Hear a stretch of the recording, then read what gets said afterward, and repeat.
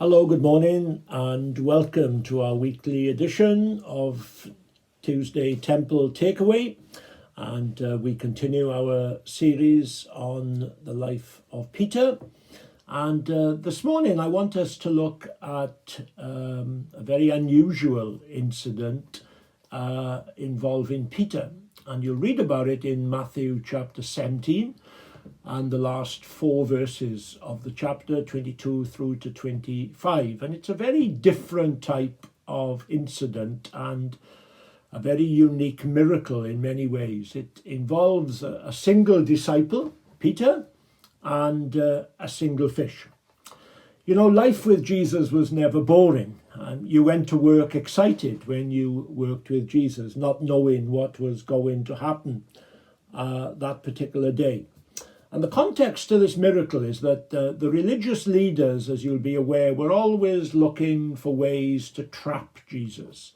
They were always looking for ways to undermine what he was teaching and saying. And Jesus and the 12 disciples had been away, traveling, ministering around various places, but now they've arrived back in the town of Capernaum. And that's the town where Peter lived. And no sooner had they arrived back home than there was a knock on the door, and guess what? It was the taxman. The taxman cometh. Because there was such a thing in those days as temple tax. It was first established back in the book of Exodus. And the people who were responsible for collecting the tax asked Peter a very straight question, although it was a loaded question. Is Jesus eligible to pay taxes? They didn't go to Jesus and ask him, they went to Peter and said, is your master eligible? Should he be liable for taxes? And Peter, impulsive as ever, answers for Jesus and says yes. Of course, the answer should have been no, but because why would the Son of God want to pay a temple tax on his father's building, on his father's house? But anyway, Jesus has a conversation with Peter, and he tells Peter that he wants to pay the tax. And he directs Peter to make a payment as to not to offend everyone, just to comply with things. And because by not paying it, there would have been a mistaken impression given that Jesus was opposed to the temple, or he was looking to skirt around tax evasion and violate the tax laws, etc. So Jesus chooses to pay the tax bill. So you would think that Jesus would go into his wallet, or he would go into his money purse, whatever he carried around, and he would produce the money and to pay the tax bill. But that didn't happen. Jesus didn't go into his wallet. I don't even know if he had one. He sends Peter to go and fetch the money. And he wasn't dispatched to an ATM, a hole in the wall, but rather he was told to go to the lake. And all very mysterious, this. You know, I've got a tax bill to pay, you go down to the lake. You know, you do feel a song coming on. If you go down to the lake today, you're sure going to be in for a big surprise. And that was certainly the case for Peter. Peter certainly proved that this was to be something that he didn't expect. And but you can imagine Peter walking up to the tax collector and saying, I'll have your money for you if you can just bear with me for a little while, and I need to go and collect it. And well, what if the taxman had said, well, where are you going? What would Peter have said? Could he have said, I'm going to the lake? And I'm sure the taxman would have, he would have had some weird answers why people hadn't paid tax, but this was up there with the best of them. Now, Jesus could have produced the coin instantly. You know, he could have created the coin. He could have called down an angel and taken it from the hand of the angel, but instead he chooses to pay the tax bill from something that Peter would find in the mouth of a fish.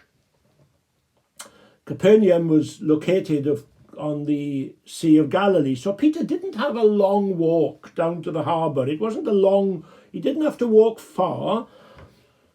But if ever this was a walk of faith, then this is it. If ever there was a walk of faith, this is it. Jesus has said it. It seems bizarre. It seems absurd. It seems ridiculous. But he does know the end from the beginning. He does know everything. And he's told me to go and get the coin from a fish's mouth. Now you imagine that walk down to the harbour. Peter would have had 1,000 things circulating in his mind. I mean, just a little while before this, it was Peter who got out of the boat in the middle of the night in a storm, and he took a few steps on the water. And I mean, that was an adventure. That was a walk of faith. But I would suggest that this was not too far behind in terms of a walk of faith. Jesus says it. The lake is in front of him, and Jesus says, "You'll find the coin in the fish's mouth." Peter it's a short walk, but it's a walk of challenge. It's a walk of faith. What if Peter, on his way down to the harbour, experienced fisherman, seasoned fisherman, walking down, runs into an old friend of his? "Ah, Peter, where are you going? Are you going fishing?" "Yes." He was a bit hesitant. "Oh, right. What time do you sail?" "Oh, we're not taking the boat out today. I don't need the vessel today." "Well, have you got your nets ready and clean?" And well, I'm not using my nets either today. "Oh, what kind of fish are you looking for?" "Well, there's one particular fish I think that I'm looking for, but I'm not sure what type of fish it is yet until I catch it." You can imagine the bizarre look on that friend's face. "What? Peter, I've known you years. I've known you. You know the fishing industry inside out. But you're very hesitant about what you're doing." Or, Peter, normally outspoken, impulsive, he could have said, "Well, let me tell you, my master Jesus, who, by the way, knows everything about life. And, his lordship extends over everything, has asked me to go down to the lake and catch a single fish, actually the first one I'll catch. And when I draw that fish in and open its mouth, there will be a coin in that fish's mouth, and then I can go and pay the tax bill." What would his friend have said to that? That would have taken some swallowing as well. Someone has suggested it was COD for Peter, COD, cash on delivery. But be that what it may. But Jesus focuses on one fish. You only need to catch one fish, Peter, the first fish that'll take the bait. That's the one that'll have the coin in its mouth.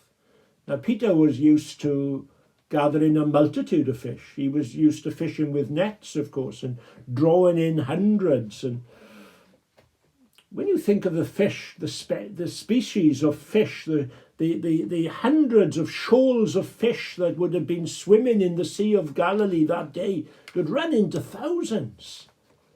And yet Jesus is aware that there's one fish among those thousands of fish that has a coin in its mouth.